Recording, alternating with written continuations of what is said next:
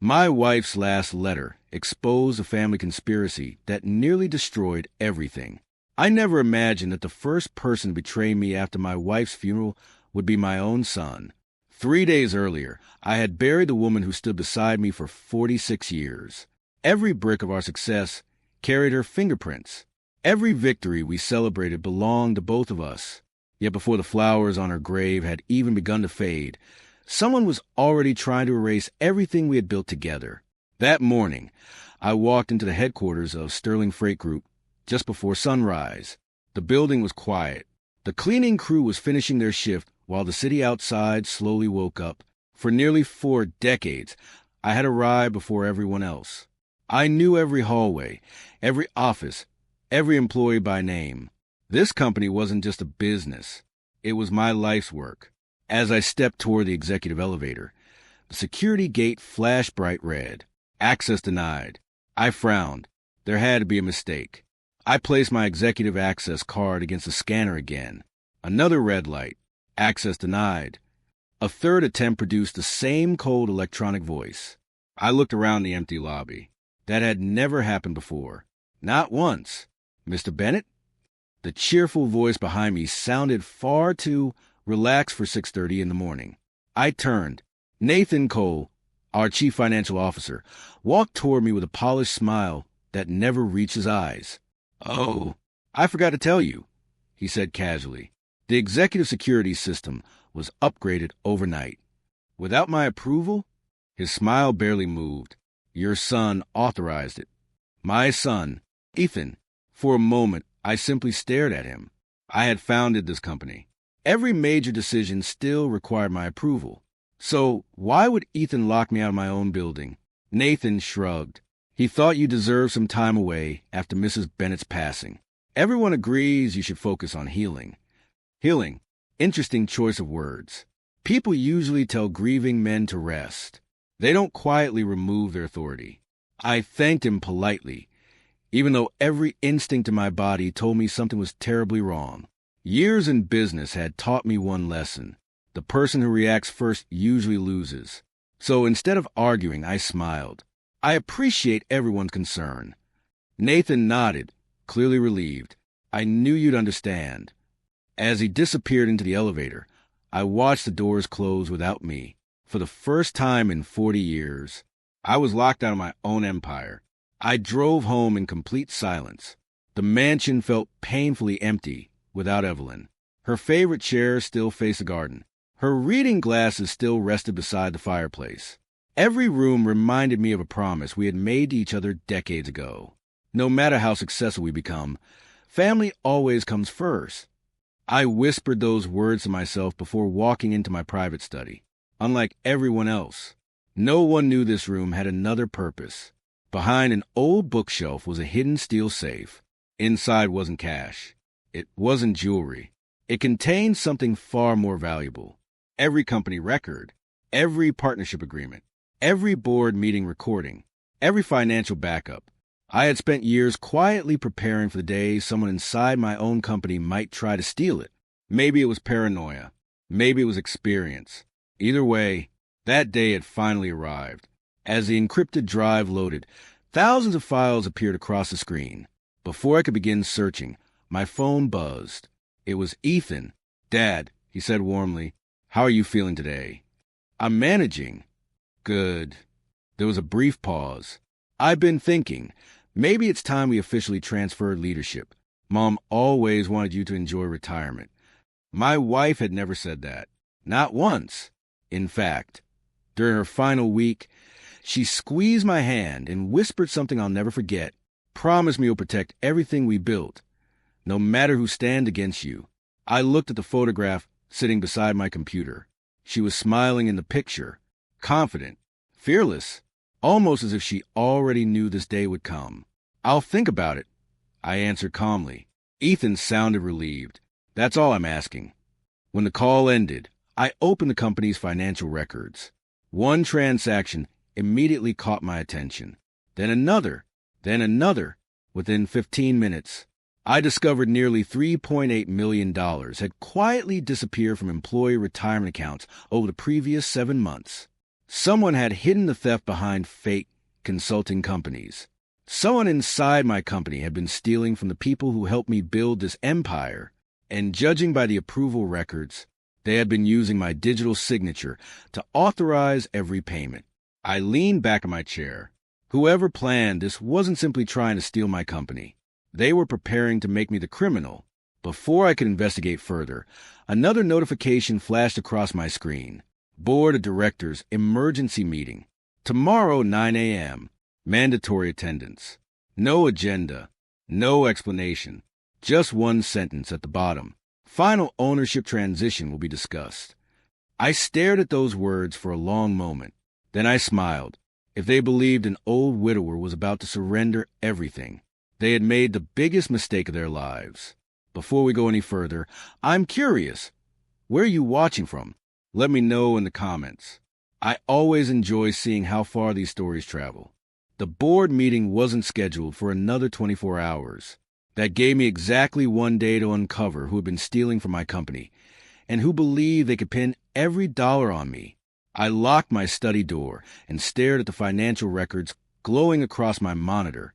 The fake consulting firms looked ordinary at first glance. Northgate Advisory, Blue Crest Logistics, Summit Growth Solutions, 3 respectable names, 3 companies that didn't actually exist. Someone had created them solely to siphon money from Sterling Freight Group. I clicked through invoice after invoice. The payments were always just under the amount that required a second board approval. Whoever planned this knew our financial policies inside and out. That wasn't luck. It was an inside job. I reached for a notebook and began writing names. Nathan Cole, Ethan Bennett, 2 board members, the accounting director. Someone among them had orchestrated everything. Just then, another notification appeared. Remote login detected. Someone was accessing the company's accounting servers. At home, at nearly 10 o'clock at night, I quietly activated an old monitoring program that only I knew existed. Years ago, after a cyber attack nearly cost us a major client, I had paid an independent software engineer to build a hidden emergency access system. Even the board didn't know it existed. Within seconds, a live activity log appeared. Someone was attempting to approve another transfer, $1,250,000. Destination, Northgate Advisory, LLC. I watched every keystroke in real time. The authorization window suddenly displayed my own digital signature, except I wasn't signing anything. Someone had cloned my credentials. My jaw tightened. This wasn't simple fraud anymore. This was identity theft. If that transfer succeeded, investigators would believe I had stolen from my own employees. I clicked one hidden command. Transfer paused. The money froze between both accounts. To the thief, it would appear the banking servers were simply running slowly, but the funds hadn't moved an inch. I leaned back. Let's see who gets nervous first. The following morning, I arrived outside company headquarters before sunrise. Instead of using the front entrance, I parked across the street inside a small cafe. From there, I could clearly see every executive arriving. Nathan walked in first, perfectly dressed, perfectly confident. 5 minutes later, my son arrived. Ethan looked exhausted. His tie was crooked. Dark circles hung beneath his eyes. He checked his phone 3 separate times before entering the building. He looked frightened. Not guilty. Frightened. There was a difference. I watched carefully. At exactly 7:15, a black luxury sedan pulled into the executive parking lot. A woman stepped out. Tall, elegant, expensive designer clothes. I recognized her immediately. Vanessa Brooks, a corporate attorney who specialized in mergers and hostile acquisitions. She had absolutely no reason to be at Sterling Freight Group, unless someone was preparing legal paperwork. Interesting. Very interesting. Instead of confronting anyone, I visited someone who had worked beside me for 32 years. Margaret Ellis. She managed payroll. More importantly, she had never lied to me. Not once. She welcomed me with a warm smile. Mr. Bennett, it's good to see you. I need a favor. Her smile disappeared. What happened? I need every payroll adjustment from the last 12 months. She didn't ask questions. She trusted me. 10 minutes later, she placed 3 thick folders on the table. As I flipped through them, something strange caught my attention. Several senior employees had quietly disappeared from payroll. No retirement parties. No announcements. No resignation letters. Just gone. I looked up. Where did these people go? Margaret frowned. They were terminated. By whom? She hesitated. The orders came directly from Nathan's office. I felt my pulse quicken. Why wasn't I informed? She lowered her voice. They told everyone you already approved it. Approved it? I had never even seen these files. One employee had worked with me since our very first warehouse. Another had spent 26 years driving cross-country deliveries. Loyal people. Honest people. Every one of them replaced by younger employees connected to outside consulting firms. It wasn't downsizing. It was replacement. Someone was quietly removing everyone loyal to me. As I prepared to leave payroll, Margaret stopped me. There's something else. What is it? She glanced toward the hallway before closing her office door. Yesterday, I accidentally overheard Nathan talking. My heartbeat slowed. What did he say? He told someone. She swallowed nervously. Tomorrow morning, everything becomes official. Once the old man signs, he'll take the fall for everything. Silence filled the room. Everything suddenly made sense. The fake companies, the stolen retirement money, the forged signatures, the emergency board meeting. They weren't asking me to retire. They needed one final signature. One signature that would legally shift every financial crime onto me. Margaret looked terrified. What are you going to do? I smiled calmly. The same thing I always do. When someone thinks they've already won, I let them keep believing it. That evening, I returned home and opened the final drawer of my late wife's antique writing desk. Inside was a sealed envelope. She had placed it there 6 months before cancer claimed her life. The front read only 7 handwritten words. Open this only if they betray you. For several long seconds, I simply stared at the envelope. My hands were steady, but my heart wasn't. I slowly broke the seal. The first page slid into my hands. As I began reading, my entire world changed. I'd love to know, what would you do if your own family secretly turned against you? Share your thoughts in the comments. The envelope trembled slightly in my hands.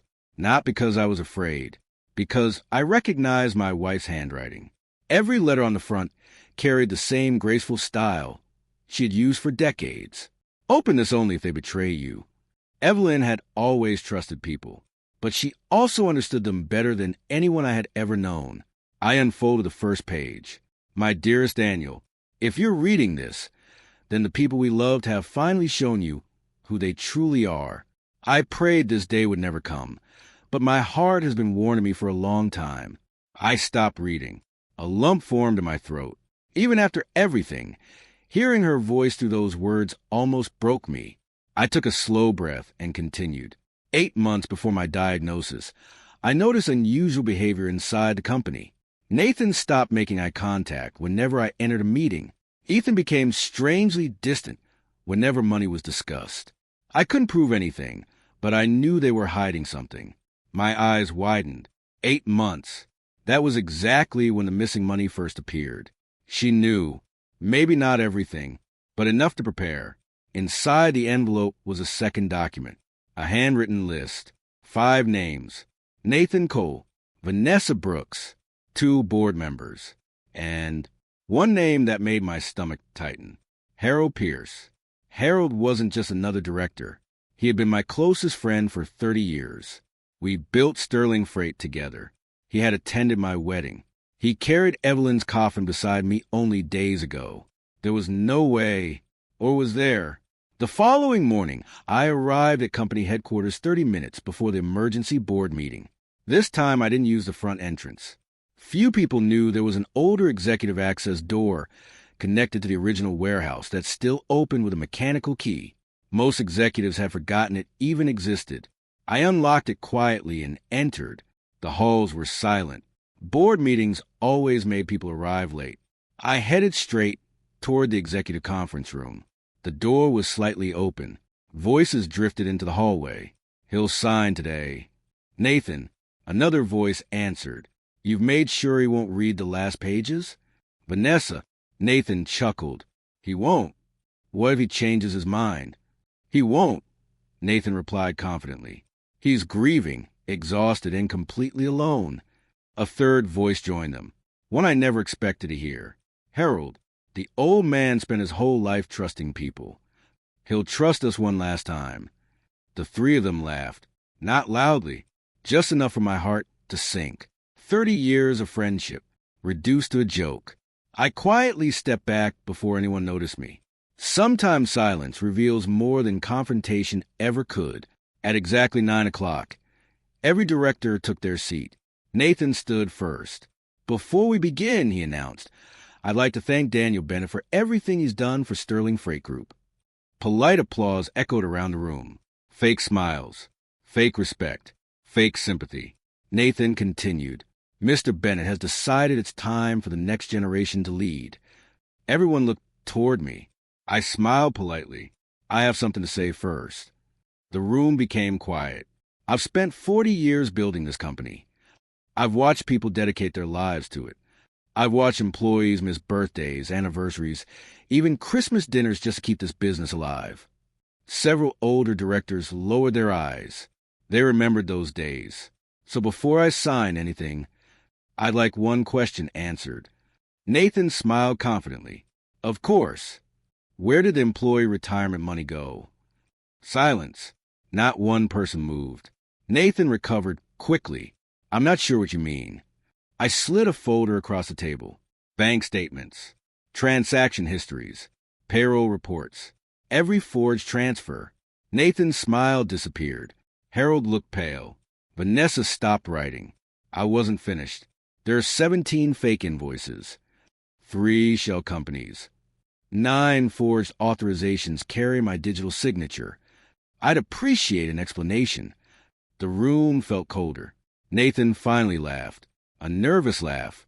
Daniel, you've misunderstood routine accounting adjustments. Really? I pressed a button on the conference room remote. The projector behind them lit up. Instead of financial charts, a video appeared. Security footage. Nathan entering the executive accounting office at 11:47 p.m. Vanessa arriving 10 minutes later.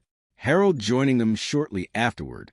The timestamp clearly showed none of them had authorization to be there.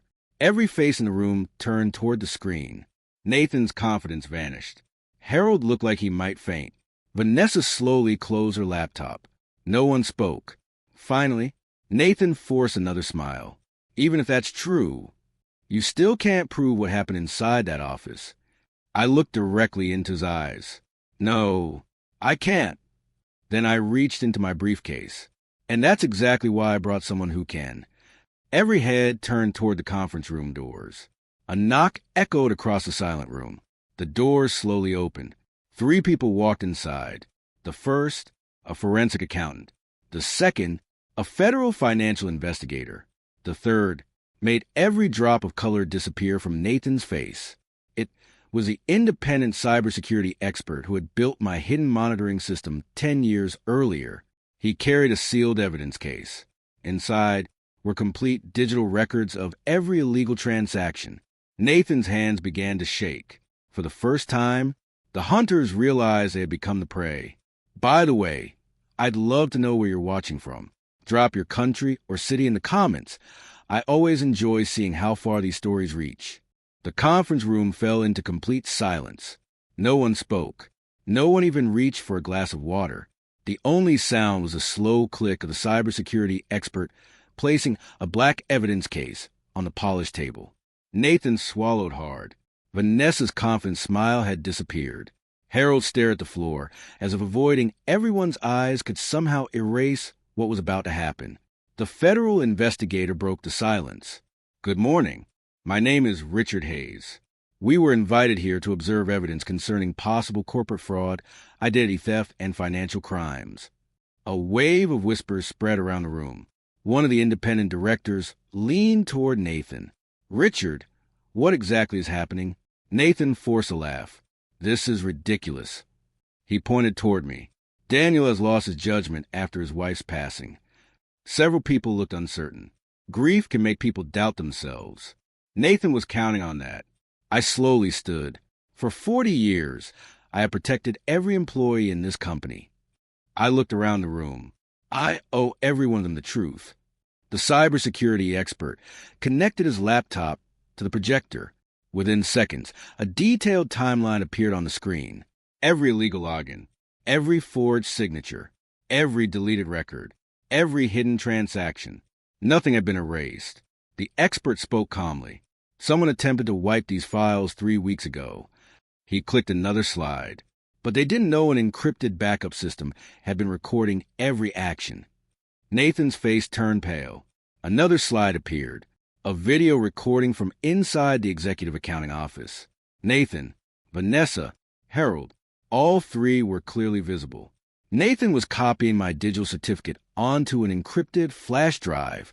Vanessa reviewed legal paperwork, while Harold stood near the door, keeping watch. The timestamp matched the exact night the fake approvals began. Gasps filled the room. One board member whispered, "Oh my God!" Another quietly pushed his chair away from Nathan. No one wanted to be sitting beside him anymore. Nathan suddenly slammed both hands onto the table. "This proves nothing." The investigator looked directly at him. "It proves far more than you think." He opened the evidence case. Inside were printed banking records, encrypted server logs, and certified forensic reports. This evidence has already been verified. Nathan's confidence began falling apart, but the biggest surprise hadn't arrived yet. The conference room doors opened once again. Everyone turned. Margaret Ellis walked inside, the payroll manager. She looked nervous, but determined. Nathan's eyes widened. "Margaret." She ignored him. The investigator asked softly, "Mrs. Ellis, are you prepared to give your statement?" She nodded. "For months I was instructed to remove long-time employees from payroll without proper authorization." She looked directly at the board. "I was told Mr. Bennett had personally approved every termination." She paused. "He never did." Another director spoke. "Who gave you those instructions?" Margaret answered without hesitation. "Nathan Cole." Silence. Then she reached into her purse. "I also have copies of emails I was ordered to delete." She handed over a folder. Printed emails, meeting schedules, private messages. One message immediately appeared on the projector. "Once Daniel signs the transition papers, every investigation points to him. By the time he realizes what happened, we'll already control the company." The sender, Nathan Cole. The recipients, Vanessa Brooks, Harold Pierce. No one in the room said a word. Even Harold couldn't look up anymore. One elderly board member slowly removed his glasses. He had served beside me for nearly 25 years. His voice trembled. "Harold, you were family." Harold finally spoke. "It wasn't supposed to go this far." Nathan immediately interrupted. "Don't say another word." Harold ignored him. "We only want to control the company." He looked at me with tears forming in his eyes. "The missing money? I never knew they planned to steal from the employee retirement fund." Nathan exploded. "Stop talking." Harold stood. "No." He pointed directly at Nathan. "You told us everything would be legal. You promised Daniel would simply retire. You lied to all of us." Vanessa closed her eyes. She knew the plan was collapsing. The investigator calmly stepped forward. "Mr. Nathan Cole, I am placing you under investigation for financial fraud, identity theft, conspiracy, and obstruction." Nathan suddenly grabbed his briefcase. "I'm leaving." "No," the investigator replied. "I don't think you are." Nathan turned and rushed toward the conference room doors. But the moment he reached the hallway, company security was already waiting. Not the guards Nathan had hired. The original security supervisor, Michael Torres, a man who had worked beside me for 31 years. Nathan froze. Michael folded his arms. "Going somewhere?" Nathan looked around desperately. No one moved to help him. Not Vanessa. Not Harold. Not a single board member. For the first time, he was completely alone. As security escorted Nathan from the room, I thought the nightmare was finally over. Then my phone vibrated. One new message. Unknown number. There was only one sentence. You stopped Nathan, but he was never the real mastermind. Attached beneath the message was a recent photograph. My heart nearly stopped. The picture showed someone standing beside my late wife's hospital room just 2 days before she passed away. Someone I trusted. Someone whose name had never appeared in any investigation. Someone who had been quietly watching everything from the very beginning. I stared at the photo in disbelief. The betrayal was even deeper than I had imagined. One question before you go. If you discovered a secret like this, would you expose it immediately or gather more evidence first? I'd love to read your thoughts in the comments. For several long seconds, I couldn't move. I stared at the photograph on my phone, hoping my eyes were playing tricks on me, but they weren't. Standing outside Evelyn's hospital room was Olivia Harper, the family's longtime financial advisor. She had worked with us for nearly 18 years. She wasn't just an advisor. She had become part of our lives. She attended holiday dinners, celebrated birthdays with us, and even comforted Ethan after his mother's diagnosis. Why had she been at the hospital in secret? And why had someone sent me that picture now? Before I could think any further, another message arrived. Don't trust anyone who had access to Evelyn's private files. No name, no explanation, just another warning. I slipped the phone into my pocket as a federal investigator approached. Mr. Bennett. Richard Hayes said quietly, Nathan is refusing to answer questions. I expected that. But he lowered his voice. He keeps repeating one sentence. What sentence? Richard looked directly into my eyes. I was only following orders. Those words hit me harder than I expected. Nathan had been the face of conspiracy. But if he was telling the truth, someone else had been pulling the strings from the shadows. An emergency board session continued after Nathan was escorted away. The atmosphere had completely changed. Hours earlier, the directors had expected to celebrate a smooth transfer of power.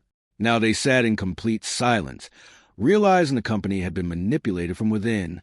One of the independent directors finally spoke. Daniel, we owe you an apology.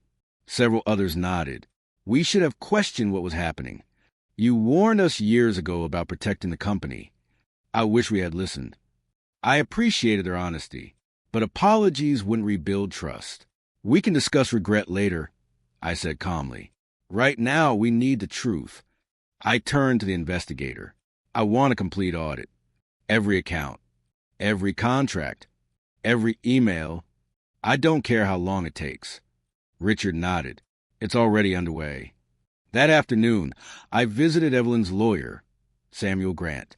His office overlooked the river where Evelyn and I had celebrated our 20th wedding anniversary. He greeted me with a solemn expression. I was wondering when you'd come. You expected me? He nodded. Evelyn did. He walked to an old filing cabinet and removed a sealed envelope. Across the front, written in Evelyn's familiar handwriting, were the words, For Daniel, only after the first betrayal is exposed. My heartbeat quickened. There are more letters? Samuel smiled gently. Your wife planned for every possibility. I opened the envelope. Inside was a handwritten letter and a small brass key. The letter read, Daniel, if you're holding this letter, then the first layer of the truth has already been uncovered. But you're still looking in the wrong direction. Nathan wanted power. Someone else wanted everything. The key belongs to a private safety deposit box that we opened together 2 years ago. Inside, you'll find the evidence I could never keep at home. Trust your instincts, not familiar faces. With all my love, Evelyn. I turned the brass key over in my hand. A safety deposit box? Evelyn had never mentioned it. Not once. The next morning, I arrived at the downtown bank before it opened.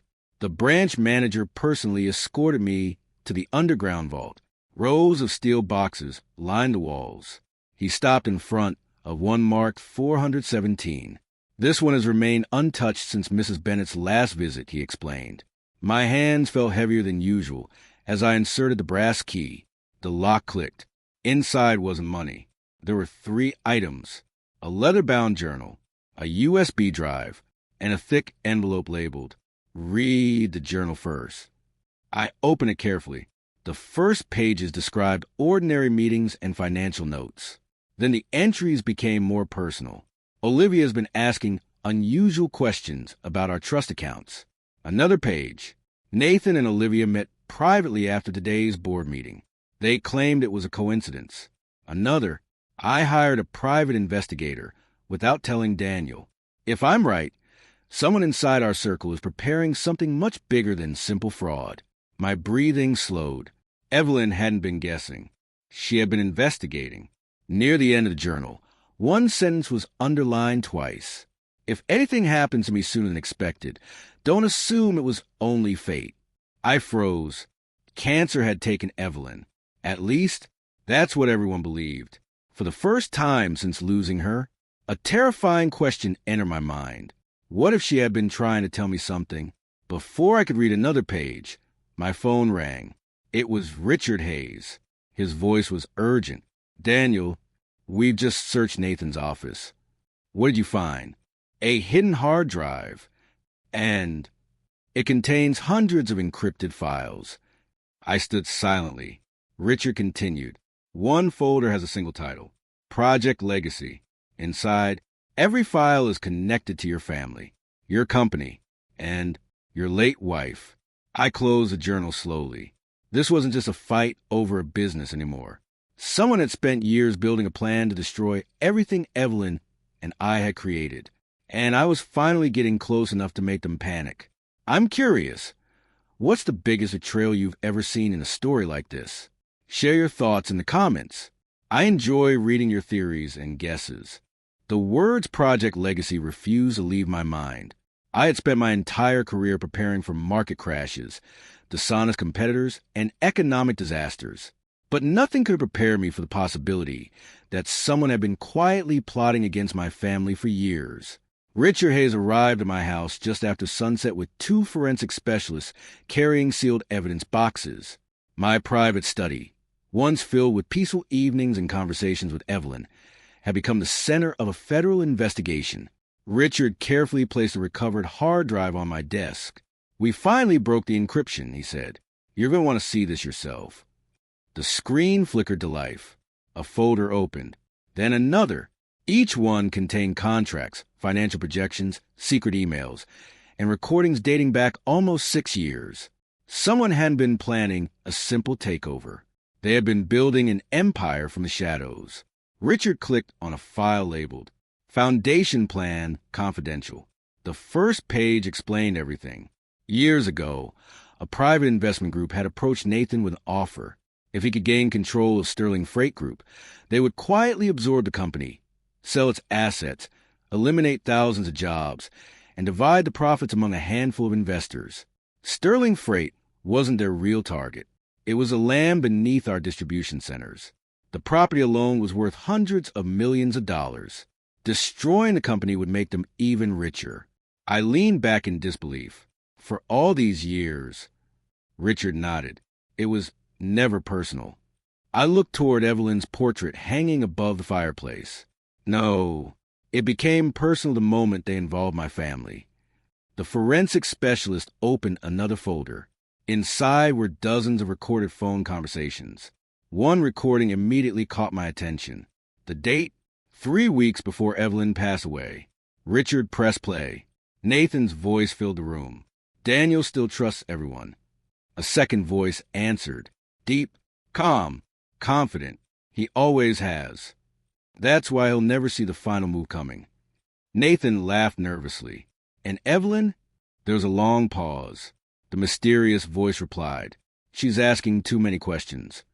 Leave that problem to me. The recording ended. No names. No explanation. Just silence. Richard looked at me. We've analyzed the audio.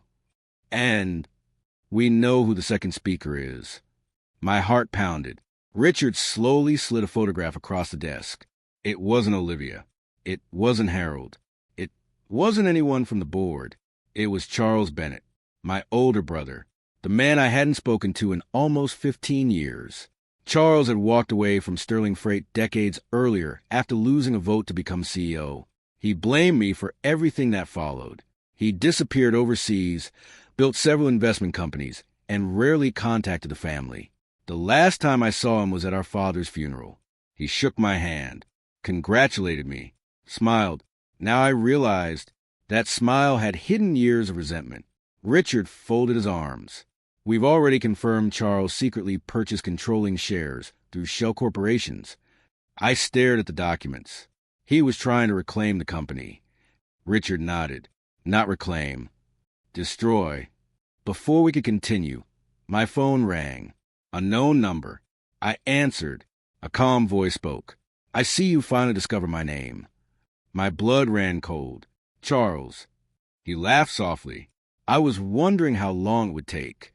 You destroyed this family. No, Daniel. You did that the day Father handed you the company instead of me. Everything after that, you earned. My grip tightened around the phone. You stole from innocent employees. I created opportunities. You betrayed Evelyn. There was complete silence. When Charles finally spoke, his voice had changed. I warned her to stop investigating. The room became perfectly still. Every investigator stared at me. What did you just say? Another pause. I said, she should have minded her own business. The line went dead. Richard immediately pointed toward one of the agents. Trace that call. The team rushed into action. Within seconds, laptops opened and signals were tracked. 1 minute later, the lead technician looked up. We have him. Richard frowned. Where? The technician turned the screen toward us. Charles wasn't in another country. He wasn't hiding on a private island. He was less than 15 miles away, inside one of Sterling Freight's abandoned warehouses. The same warehouse where my father had started the company nearly 50 years earlier. Richard stood immediately. We're moving now. An hour later, federal agents surrounded the old warehouse. Police vehicles quietly blocked every exit. Helicopters circled overhead without using spotlights. Richard handed me a protective vest. You stay behind us. I looked at the worn brick building. So many memories had begun there. My first job, my father's office, the place where Evelyn and I dreamed about the future. Now it had become the hiding place of the man who wanted to destroy it all. The tactical team forced open the main entrance. Agents moved through the dark warehouse. Everything was silent, too silent. Then a loud metallic crash echoed from the upper level. Second floor, someone shouted. Agents raced upstairs. Richard and I followed a few steps behind. When we reached the old executive office, the door was already open. The room was empty. Only one object remained on the desk, a framed photograph. It showed my father standing between Charles and me when we were children. Across the glass, written in black marker, were 6 chilling words. This was never about the company. Beneath the frame, a small recorder was still playing. Charles's voice echoed through the empty office. If you're hearing this, Daniel, you're finally standing exactly where I wanted you to be.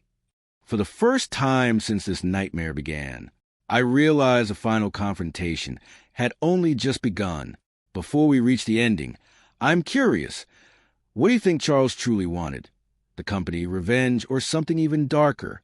Share your theory in the comments. The recorder clicked. Silence filled the abandoned office. Every federal agent searched the room from floor to ceiling, but there wasn't a single sign of Charles Bennett. No fingerprints. No fresh footprints. No abandoned phone. It was as if he had vanished seconds before we arrived. Richard Hayes looked frustrated. He planned every minute of this.